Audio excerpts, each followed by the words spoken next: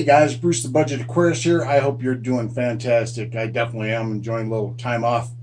Getting ready to head out to the South Dakota area in the United States. Go to what's called the Badlands. Do some uh, rustic stuff like hiking. The wife and I are renting a couple cabins out there for some time in different areas. Going to go to Mount Rushmore, do all that enjoyable stuff. But in the meantime, I want to talk about, what do you talk about on YouTube videos when everything's really been going pretty good? Several weeks back, I had a problem where my 55 gallons started leaking. Sadly, I lost one African leaf fish off that. But since then, really everything's been going great. Lots of baby plecos that I've been purposely breeding, and I'll show you some of those here in a little bit. I had my electric blue acara lay eggs, although they disappeared, but this is a very young pair, their first time breeding, so that's kind of to be expected. But otherwise everything's going great. So I'm going to do a real quick walk around of my tanks, and just let you enjoy them the way I do, I hope. And that's about it, because everything has really been going just a-okay, and that's always nice. All right, guys, first things first, and that is, what? This isn't fish eggs, it's bird eggs. Happened to be at a business and noticed these out in their parking lot. Then I saw this bird over not too far away, just looked like it was really hurt bad. Thought it got hit by a car or something. And turns out it's the mom. And what she's doing is she is faking that she's injured so that I will go away from her eggs. Once I walked towards her, she would take off flying and then come back. And if I walked away from her eggs, then she would just turn right around and walk right back to her eggs as if nothing was wrong. I know it's not fish, but I hope you appreciate this little peek at nature too. All right, on to my pleco babies that I saved. Some of you may have seen my last video where the pleco father kicked the eggs out of the cave, wasn't caring for them, so I sucked them up and I put them inside the filter housing of this 1.5 gallon tank. It's a very small filter that allows the eggs to get water flow across them, but wasn't blowing them around in the tank or anything else. So, but here you go. We're now on day 3, just showing you how they progressed and how they grew up. And they're doing great. Got a ton of them. There's probably 50 or so. It's tough to see in the picture because I'm looking through this chintzy aquarium. But here you go. By day 4, they're really starting to form. They look like they're all albinos, even though the mother is an albino and the father is a just a regular brownish kind of a colored pleco. But I do want to show you this, and that is that after day 5, the plecos started to change colors. And here's a picture of them about the 6th day, and you can see we definitely have brown plecos in there. Don't know what the ratio is, but it was pretty close to 50-50. So that is what happened when I bred a brown and a albino pleco together. So that's pretty cool, and they're all doing great and moved into our regular tank now to grow out. My other experiment I've been doing is with longfin bristlenose. The black is the male. You can see his tail sticking out, and then there's the mother on the left at the top, and she's an albino.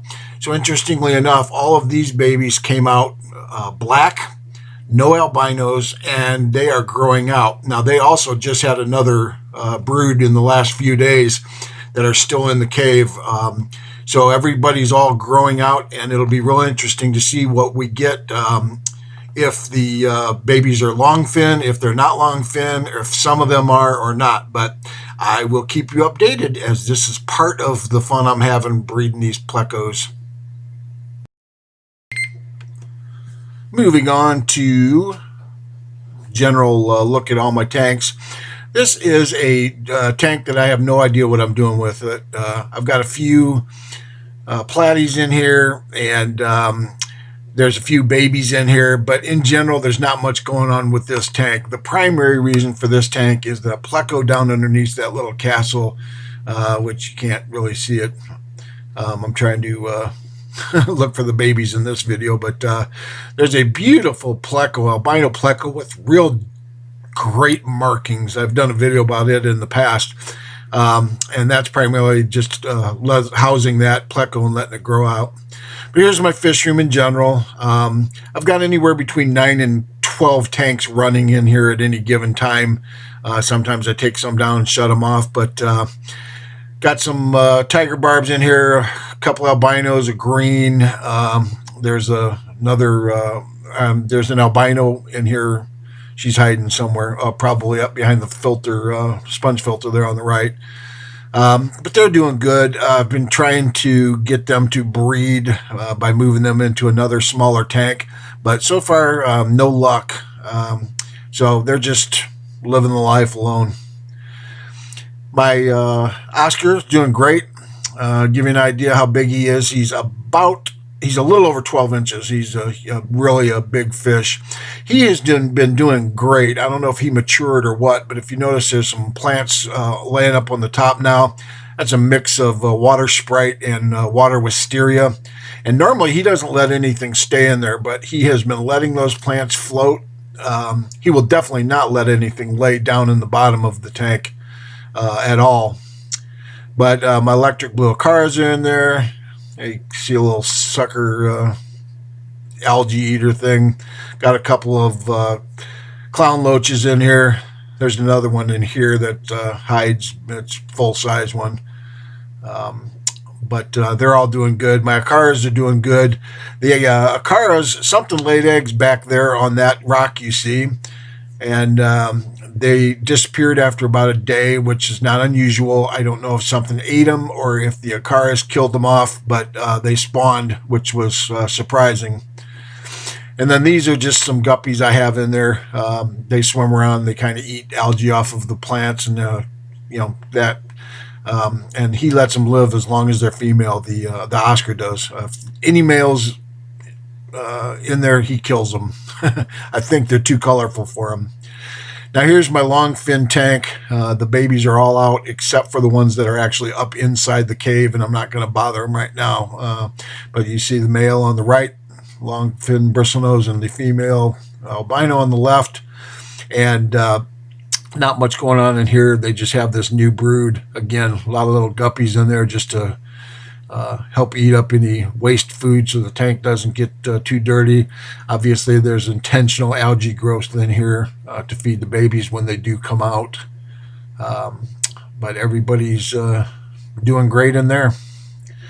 This tank is going to be a pain to show you because the fish don't really come out. There's one Buenos Aires tetra in there that I expect to get eaten, but this is my Senegal bicher tank. He's hiding behind the stone. He probably won't come out. But if you notice also, I've got a lot of plants and a lot of algae in here, and that is because inside here there are several what I call whiptail catfish or farlawella catfish, and they are literally, they're practically impossible to find them in here. You just rarely catch them once in a while. There's one. You can see its tail there. Its body is over to the right. But there's a few of them in there, and all they're doing is growing out. I guess it's going to be a long process because I need those to be 1.5 to 2 years old is when they start breeding. And that's all I have these for, is a breeding project. And just want to see if I get lucky and have some males and females in there when as they grow bigger, and you can physically see some differences around their mouth that will allow me to tell if they're males or females. So that's about it with this tank.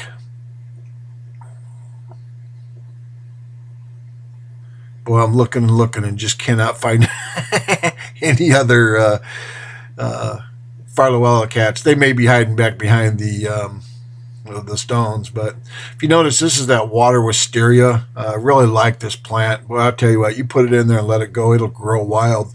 As long as there's light, it does really good. roots itself and spreads out really, really well. This is a miscellaneous tank. Um, got some guppies growing out, males, fancy tails of different varieties, and then some mutt guppy females. But there's a lot of stuff in here. Some white clouds, some zebras. There's some new babies down in there. Well, actually, those aren't small anymore. Uh, there's a couple of Julii catfish down in here. Now, that blob of green algae on the left corner of that tank is actually an assassin snail. There's the Julii cats. You can barely see the one, and then to the left is its partner that's sitting there quietly behind the stone. So there you go. That right there, that blob of algae is actually an assassin snail. And it's funny, it disappears down into the stone and you won't see it for a long time. You assume it's dead, and then up it pops. And is doing good. All these tanks, you'll typically see one or two little bristlenose plecos in it, and that is because I do place a couple in there just to grow out. And that is in case I have any sort of a disaster in the tank, and I don't lose the bloodline of the plecos that I'm breeding. This is my 40 breeder that is housing my 3 remaining African leaf fish.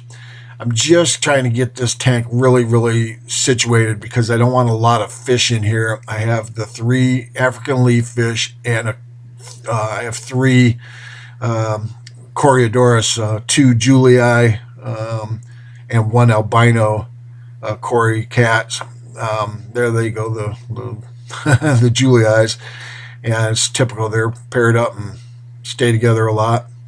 My one big male albino bristlenose, he's the old man of all of them. He's quite old, but everybody's doing good in the tank. Again, some wisteria, some Amazon sword in there.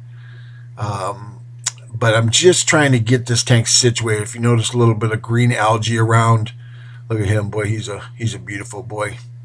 If you notice some green algae around in the rocks on the foreground, again, that's because I'm doing a little fertilizing, trying to keep get the plants growing, get them a little bit more lush, and turn that into more of a jungle.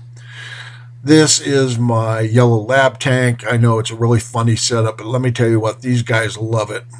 There's primarily 1 major male in here, and then 2 females that he constantly keeps them holding. These fish breed, and then after the eggs, when the eggs are fertilized, the females hold the eggs in their mouth, and they develop into babies in their mouth. And then when they get big enough, they will spit them out, and you get little tiny babies. And that's why there's a lot of rocks laying at weird angles and lots of hiding places here, just to give these guys lots of room to hide. And again, this is kind of a natural setup. Not that it looks natural, but in that I don't want to get 10 or 15 babies out of every brood. If I get a couple of them, that's fine. If the rest get eaten, well, nature has taken its course, so that's it. Some of you have watched my videos before, is my tank that primarily I grow plants in here. I grow this water wisteria because it grows really good in all kinds of tanks, but the yellow labs like to eat it. So what I'll do is I'll grow it out until it gets tall, and then I'll take a big stem out and plant it down into the yellow lab tank, and they will eat it down to a bare stem in a matter of a few days. And then I'll move the bare stem back over here where it will grow out again. Lots of guppies in here. Beautiful guppies, different varieties just growing out. And as you can see, we've got dominant red traits in here, and that's what I'm doing, is I'm trying to keep many red males in here as possible, mixing them with different females to see what kind of colors I get. But this tank's always doing good. That's tough to see in there, but there's always fry swimming around here. And then I hate to say it, but the cull off the ones I don't want, I do throw them in and let the leaf fish do what comes naturally. So then over here, this is the other tank that I use to grow out my plecos. You can see that's my brown pleco or marbled, because he's got some marble colors, and there are babies all over in this tank growing. And you can see I got some plants. That water wisteria has grown up to the top, and then it's just dropping roots down. So it's beautiful, natural look. Again, if you like this, it's a very natural look, and dense growth. And the baby plecos love it. They go up and sit on those leaves and eat, vegetation as it's dying, and they do really good. It's real healthy, and you can see that. That stuff just spreads all over. There's a couple of females in here, albinos, and they are hiding. Female albino plecos, but they're doing good. There's one of the babies, browns. There's lots of them, but I'm just not going to bore you with showing you more and more of them. You all know what baby plecos look like. And otherwise, yeah, it keeps more zebras, or I'm sorry, more guppies in here, males of different varieties, cobras and snake skins and stuff, just different colors.